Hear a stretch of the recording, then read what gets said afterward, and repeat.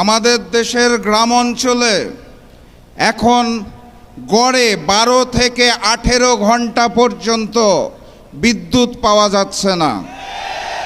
দ্রব্যমূল্যের ঊর্ধ্বগতিতে সাধারণ মানুষের দিন খুব কষ্টে কাটছে।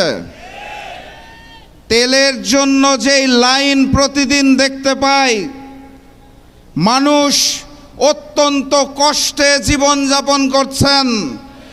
সেই সময়ে সরকার আমাদেরকে বলতে চায় জ্বালানির পর্যাপ্ত মজুদ রয়েছে।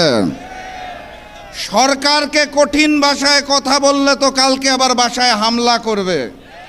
তাহলে সম্মানের সাথে, বিনয়ের সাথে বলতে হবে, মাননীয় প্রধানমন্ত্রী, মাননীয় স্বরাষ্ট্রমন্ত্রী, মাননীয় জ্বালানি মন্ত্রী, এতই যদি মজুদ থাকে তাহলে এত বড় লাইন কেন? এই মজুদ কোথায় রেখেছেন? নতুন হাওয়া ভবন কোথায় সৃষ্টি করেছেন?